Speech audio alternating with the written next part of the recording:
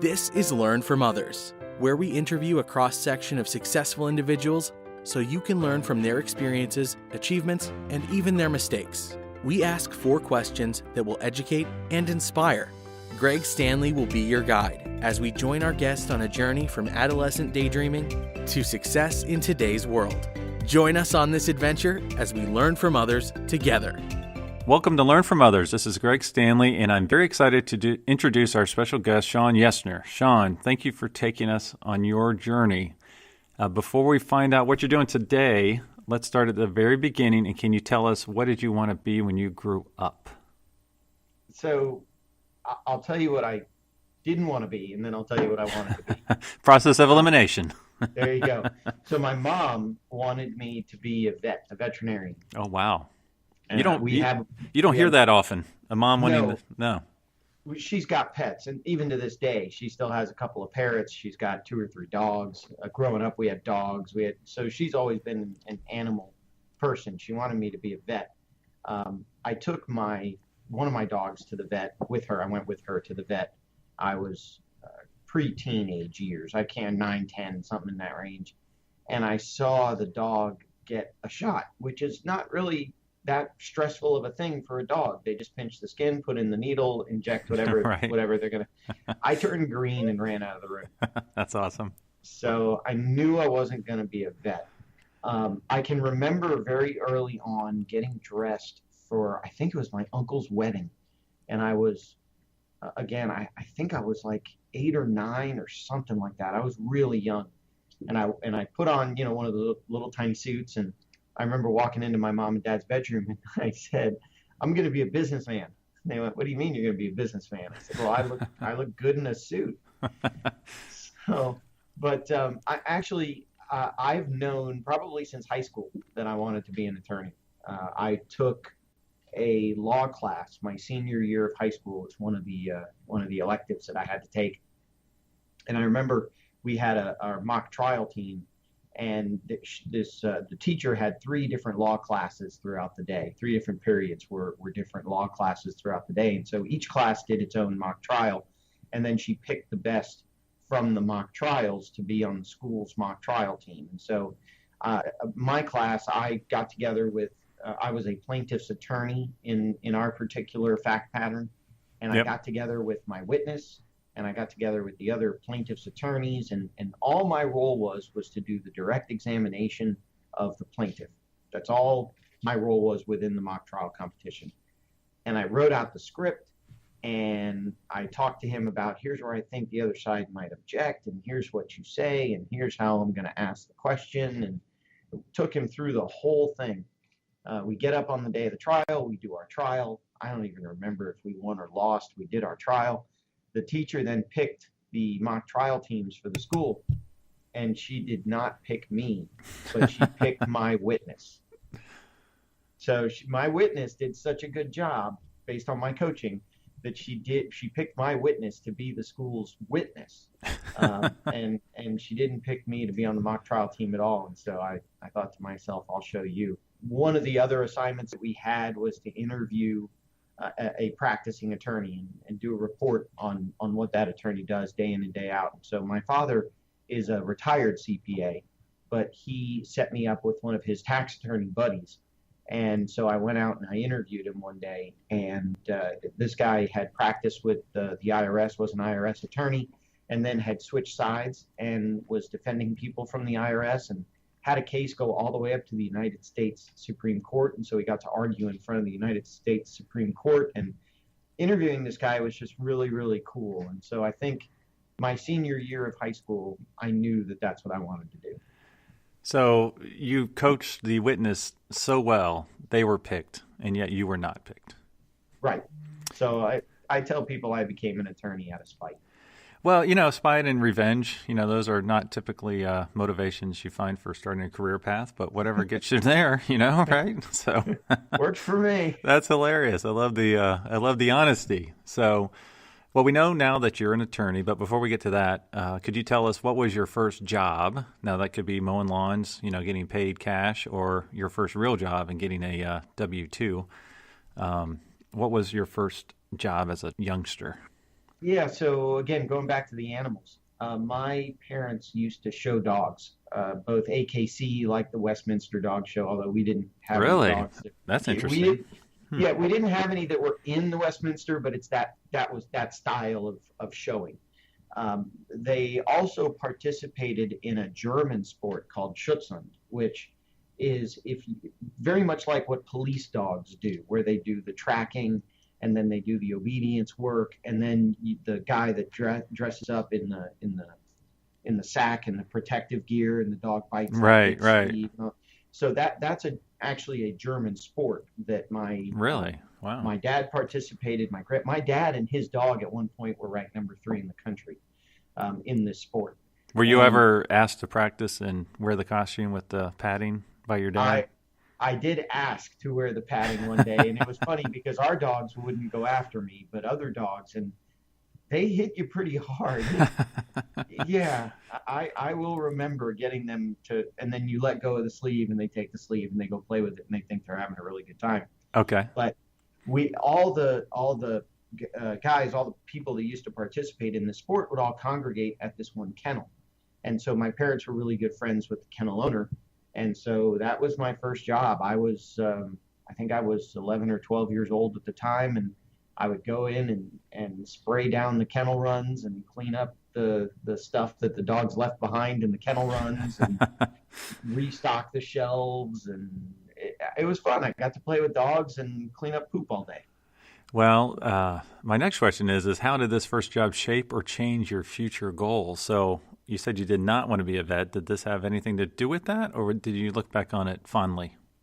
I look back on it fondly. I mean, I think it taught me, you're cleaning a kennel run, so you've got to be neat and tidy. You've got to make sure that you do a thorough job, because you put a white dog in a kennel run, a dog with white fur in a kennel run that's filled with, what other dogs have pooped out, and that dog's not going to be white for very long. So you've Right. got to do a really good. I took a lot of pride in making sure all the kennel runs were clean. You had to be safe in terms of making sure that the dog was in the inside part of the kennel run when you were cleaning the outside, and then you put them through the door and you go clean the inside when they're in the outside, and make sure the gates are locked so the dogs don't get out, make sure the gates are locked so the dogs don't mingle with each other. I mean, there's a lot of little nuances that you have to do, I would guess, with any job, but every job has its little nuances to make sure you do the job right.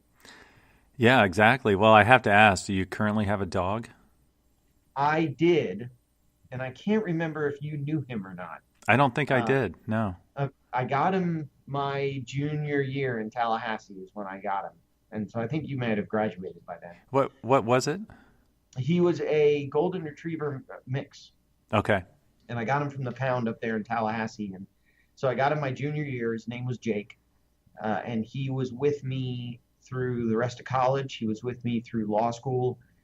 He moved back when I went and started my career. He moved with me down to Miami, and then when I moved up to Tampa, where I am now, he started with me, came with me here in Tampa. He passed away when he was 14, I think. 14, which was about 2008-ish, I think. I would love to get a dog. I would really love to get a dog. My problem is I've got two boys. One is afraid of dogs. The other would love to have one with me, but both me and my wife work. Both boys are in school all day, so I either would have to get a dog that's already housebroken. I don't know that I could take the time to run home to housebreak a puppy. And then, with two boys, having a neat and clean house is another issue. And so I'm sure the dog and the boys would get into a dispute over whose toy was whose. So, Well, I've got your solution for you. We obviously met. My friend Scott was your roommate. Scott had right. an 11-foot long boa constrictor, I believe, where he would feed it live rabbits, which was disturbing, and a stingray. So both of those, they don't move around a lot. They There can you be go. left alone for hours at a time. How about a stingray or a boa constrictor? Yeah, I wouldn't mind a boa. I remember what was that snake's name? Kukla was the snake's name. It was a 12-foot long white Burmese python. It was a beautiful snake. And that was the thing I always say about Scott is all the animals that he had ate other animals. Yes. So He had a shark at one point. That's right. Um, he had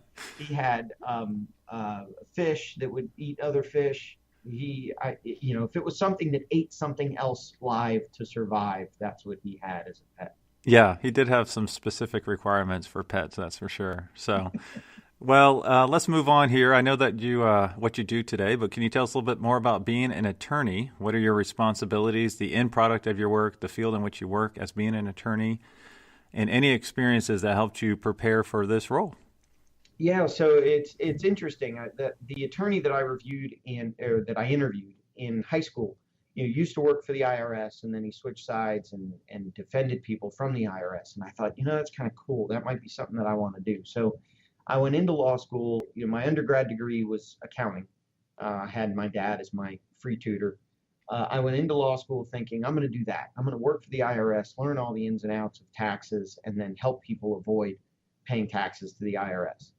I came out of law school wanting to be a litigator, wanted to be a litigation attorney, and I didn't care what it was, criminal law, personal injury law. I don't care. I want to be in court. I want to mix it up with people. I ended up being a real estate attorney, a dirt lawyer. So because A dirt lawyer, never heard that phrase. Okay. yeah, so because the very first attorney that I worked for did real estate law, and he taught me real estate law, and I just sort of fell in love with it. So, but interestingly, my my second job out of law school. So I worked for this guy in Miami, my first job out of law school. I worked for 3 years. And then I realized I was never going to be more than his right hand man. I was not going to be, he was not going to make me a partner. And at that time, Miami was not, this was 2011, I'm sorry, 2001. Miami was not where I wanted to be anymore. It wasn't the same place I grew up. I needed to get out. So I found a job up here in Clearwater in 2001, working at a plaintiff foreclosure firm. So these days they would be called foreclosure mills. But back then, it was a plaintiff foreclosure firm. So I was representing the banks. I was taking people's houses away. And I got really, really good at it. My fastest foreclosure from start to finish was 97 days. Wow. And so I did that for 3 years. And then at the end of 3 years, the boss came into our office. This is in 2004. The boss came into my office and said, I don't want to do this anymore. I'm going to shut the firm down. So she continued on as an intellectual property attorney, so patents and trademarks and copyrights, where I then said, well, what am I going to do so that I don't foreclose myself.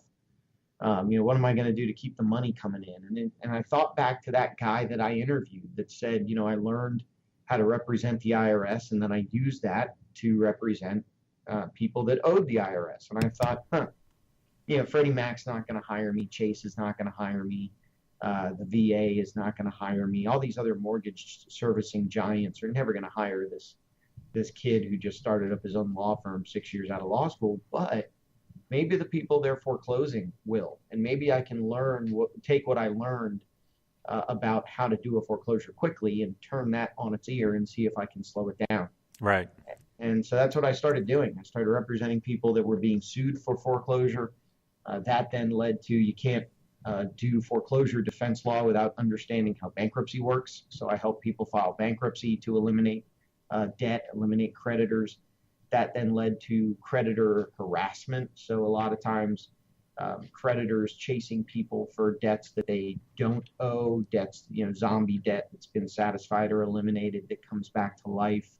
IRS debt, I still dabble a little bit in terms of helping people get rid of the IRS. Student loan debts, that then led to short sales and loan modifications and all of that stuff. Now, at the same time, I still do the real estate law. I still do the transactional law. I did closings for years, but decided to stop doing closings here just recently.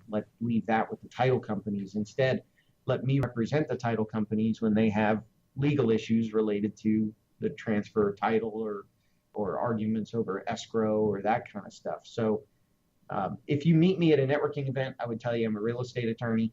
When we really dig into it, it's probably more so just helping people get out of debt, stay out of debt, different strategies, different tips, different techniques. Basically, I tell people that I help the financial bullies to go away. So I'm glad you phrased it that way, because I've been trying to think of a way to ask this. You kind of did a 180, correct me if I'm wrong here, from helping the financial bullies to process a foreclosure quickly to fighting the financial bull. Is that correct in what I'm trying to say here? Yeah, close enough. I get it. And I still do represent people that hold private mortgages. So I still Right. have a big group of investor clients, and I can see it from both sides. I mean, if you're an investor, I have one guy right now who loaned somebody $225,000, and the guy pays him back every month, and the guy stopped paying. And so the one who has the loan, the one who's owed the money, is saying, this is the money that I rely on to pay my mortgage and Right. buy my groceries. Yep. And I don't think Chase is hurting because one person doesn't pay his mortgage. But, this guy who's in retirement age, getting ready to, just not do anything anymore. And this is his only source of income. And the person who's supposed to be paying him isn't, in a sense, he's being bullied too.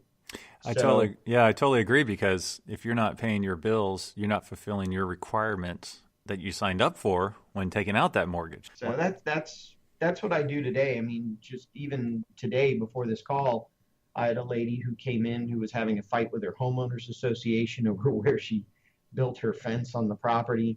I had another guy who wanted to sell his house to use the equity to pay off his creditors, but when we put a bankruptcy analysis to it, we can probably use a bankruptcy to eliminate his debt, and he can keep his house, and he can keep his cars, and he can keep all of that stuff and take all of his debt and make it, one small monthly payment to the bankruptcy trustee and be done with it. So that's what I do day in, day out. Now, I guess you kind of answered that, but what's your typical day like? It seems like you're kind of bouncing around to a lot of different cases, situations here and there, a lot of phone calls, meetings, networking.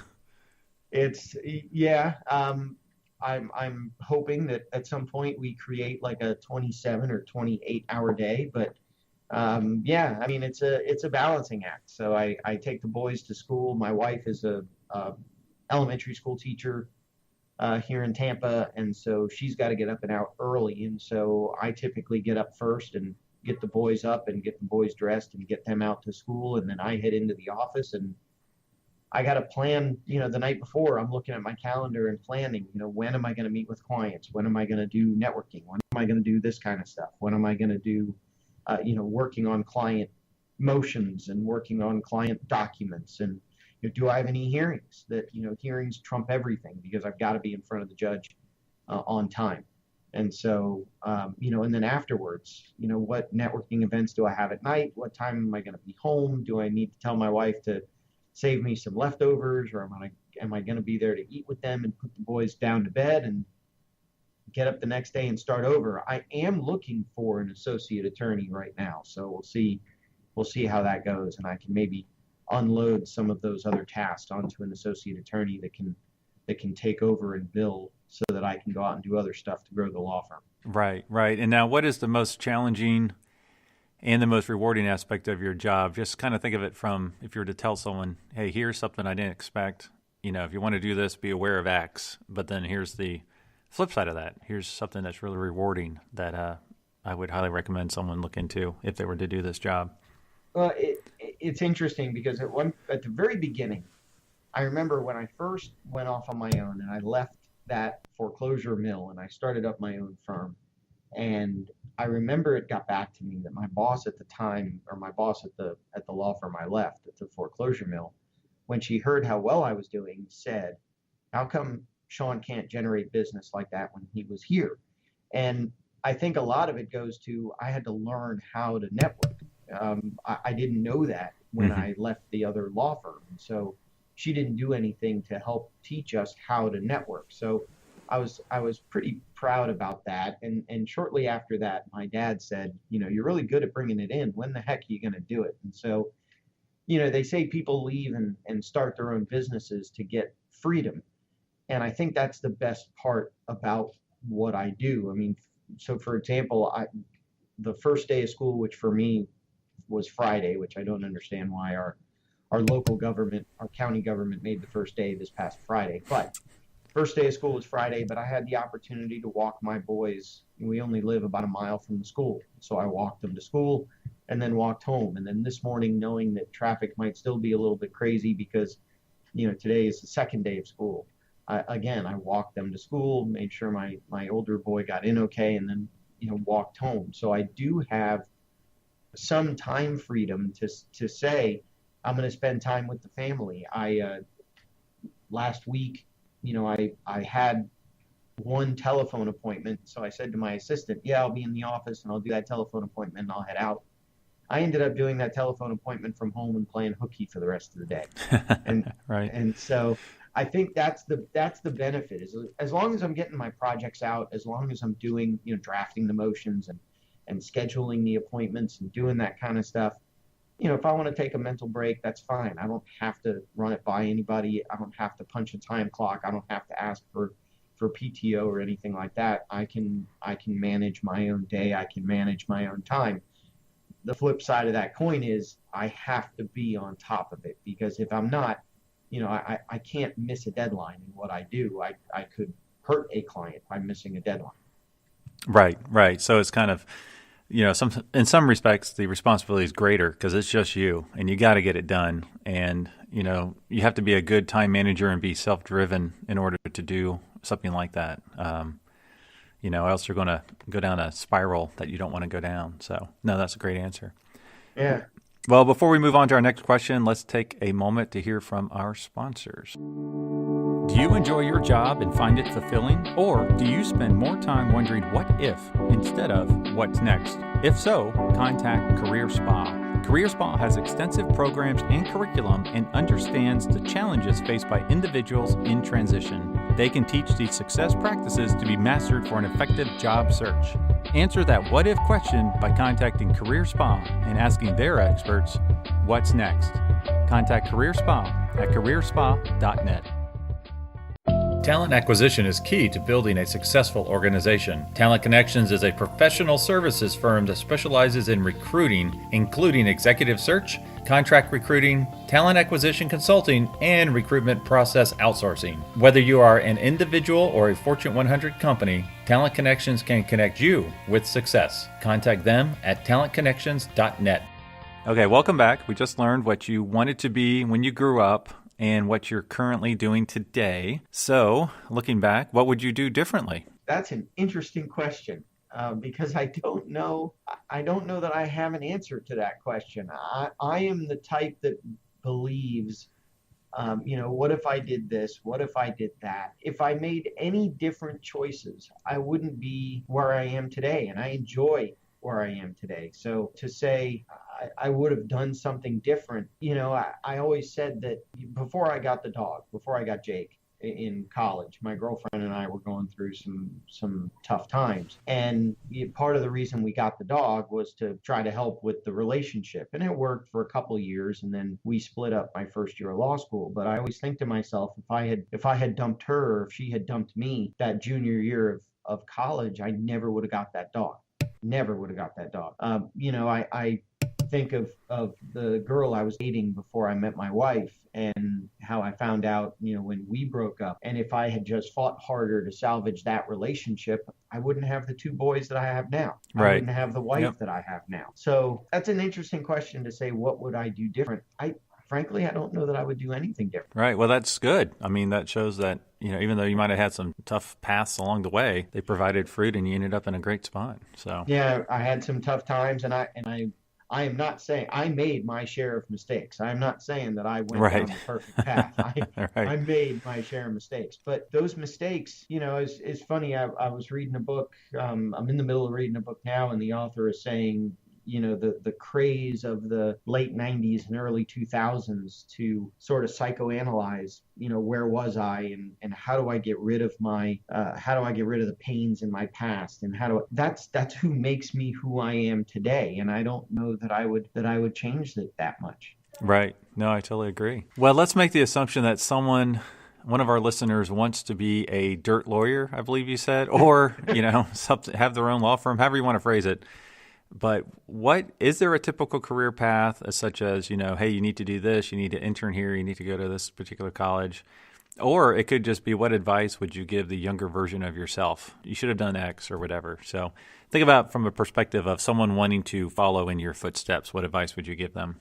That's a good question too. I think what I would say to my younger self, people have this misperception that if I'm going to go to law school, I need to get a political science degree. There were people in my law school that had every different type of degree. I had an accounting degree. There was political science degrees. There were a lot of patent attorneys have technical and science and that type of background. Any music majors in there? No, I don't recall, but I was really close to being a music major. I know.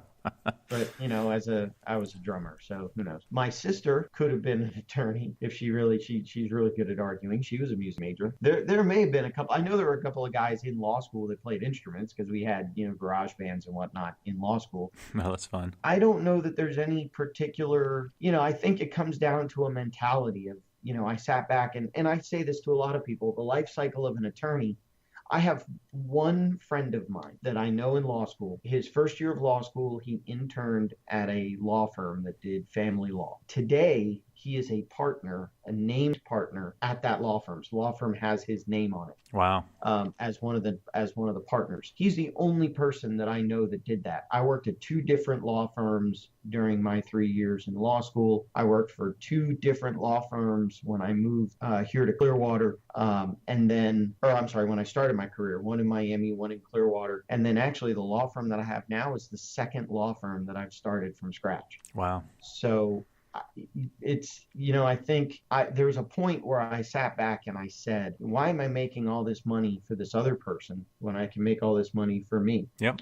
That was really, I think it's more of a mentality issue. So, my wife, who I love dearly and I would never, ever try to change at all, ever, does not have an entrepreneur mentality. She has the mentality that she's going to go to work, she's going to punch her time clock, she's going to get her paycheck, and she's going to go home. I don't have that mentality. I'm not saying it's a bad mentality. I'm not saying mine's a good mentality. They're just different. I don't want to have to be tied down to a clock. I want to come in, do what I need to do, and get out. If I'm done at 3 o'clock, I'm going to go home at 3 o'clock. If I can't leave till 7 or 8, or I have to fire up the computer at home, I'll fire up the computer at home. I think the one thing that maybe I would have done different is started to learn about some of the skills that I have now that I didn't have, some of the stuff they don't teach you in college, some of the stuff they don't teach you in law school, the how to network, how to grow your own business. Those types of things maybe would be more of what I would have studied or looked into or read about before. But again, it's interesting when I pick up a book and start reading, it sort of just feels like that's the right time to pick up and read that book. That's right. Yeah. I'm at the point in my life where that book strikes a nerve with me, and so I'm glad I picked it up and started reading it. Right, absolutely. I know the answer to this, but we'll go ahead and ask it. Are there any current projects you're working on that you would like our listeners to be aware of? Because I know you got a few of them. I got a few of them. So, and they're all kind of tied into the same thing. So I do have a podcast as well. The name of the podcast is called Crushing Debt, and it goes through all the things that the law firm does. So we release every Thursday, and it's on Apple, and it's on Spotify, and it's on Alexa, and it's on all that stuff. And so the last episode that I put out was one about bankruptcy. I've got an episode coming out where I interview somebody on how to get out of a timeshare. I got another episode coming out. Man, you got a lot of people that would sign up for that one. Jeez. Oh, yeah.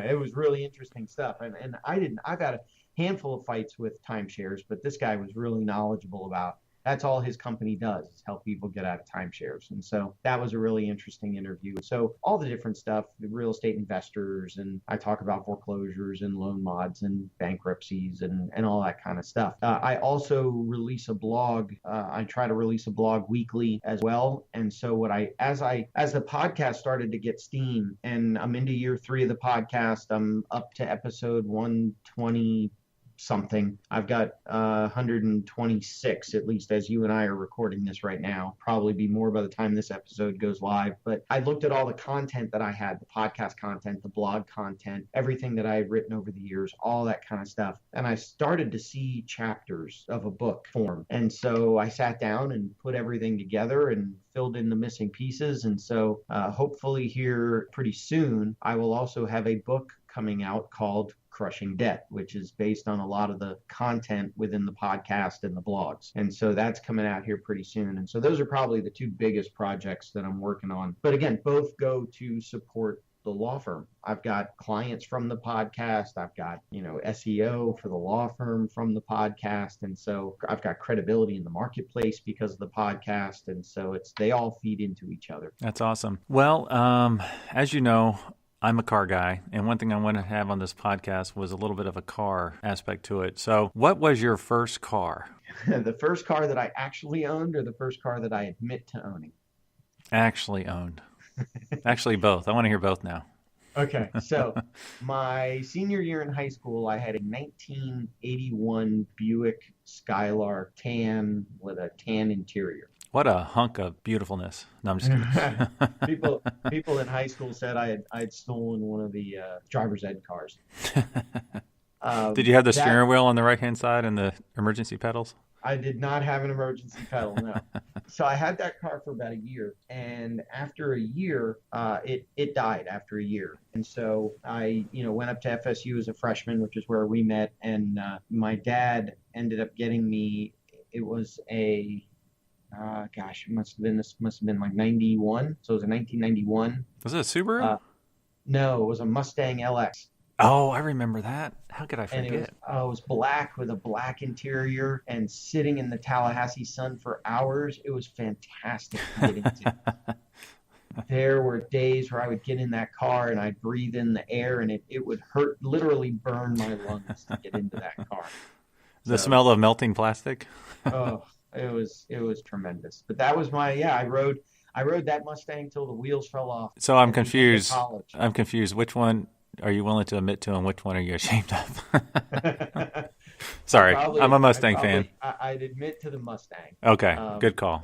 But technically, the Buick was my first car. Okay, all right. Well, what is your dream car, if you have one? So I told everybody when I was in high school, my goal was to own 6 different colored Porsches. Oh, nice. I would have one different colored Porsche for every work day of the week, and then a red one for the weekends. That's brilliant. 911, yeah. I take it? The 911, my dad owned a 944 S Turbo when I was in junior high. He had to get rid of it when I got to driving age. This way it always works. Right when it gets fun, they lose the car. But I don't know that I necessarily care about model number. I think I just want a different color for every work day of the week. I like that. That's aspirational. That's really cool. One of the perks for some people's jobs, not yours or mine, is a company car. So I would like to suggest a creative company car that I would buy you if I actually had all the money in the world. Okay. But it has to be cool, and I'm leaning towards the older side. And so what I'm thinking of is you're a lawyer that's always on the go, but you need to slow down every once in a while. You need to unwind. So it's not a fast car. And I figured you want to be by yourself. So it's a 2-seater. And ironically, and this wasn't planned, it's actually a Porsche. So nice. I picked for you a 1955 Porsche 356 Continental. Wow. So if you're not familiar with that car, it looks kind of like a bug, a squished VW bug. They're zippy, they're slow, but they're fun to drive. It was top of the line. And one thing that's really kind of cool because it parallels with your job is that it came out with the Continental nameplate to appeal to the U.S. buyers. Well, Ford, I don't know if Ford either sued them or threatened lawsuit to get rid of that name because the next year they were launching the Lincoln Continental. And so this one's a very rare car. They only made it for like a year, and then they turned it into the Europa or something like that, European, once Ford threatened a lawsuit. So I thought, that goes nice. You're a lawyer. There's some litigation involved in this particular car. It's a Porsche, and I had no idea your dream car would be a Porsche. So if I had all the money in the world, that's what I would get you for your company car. Nice. I appreciate that. Well, and you only live a mile away from work, so take your time getting there. Right. I used to. We actually just moved the office, so I did live literally a 5-minute drive. Now it's about a 20-minute drive. It's still pretty close. Okay. Well, Shawn, thank you so much for taking us on your career journey today. What's the best way for our listeners to learn more about you and your company? The website is the easiest way, and it's yesnerlaw.com, which is YESNER law.com. And there's a link to the podcast. There's a link to the videos. There's a link to the blogs, the YouTube, social media, the whole 9 yards all flows from the website itself. Awesome. Well, thanks so much for joining us today. Yeah, thank you. I appreciate it. Thank you for listening to Learn from Others, where we help others succeed by sharing success. Where will our next adventure take us? Subscribe to find out. If you know of someone who has a cool career story or occupation, contact Greg through Instagram at Greg Stanley LFO. That's GregStanley LFO. And we will see you soon as we learn from others together.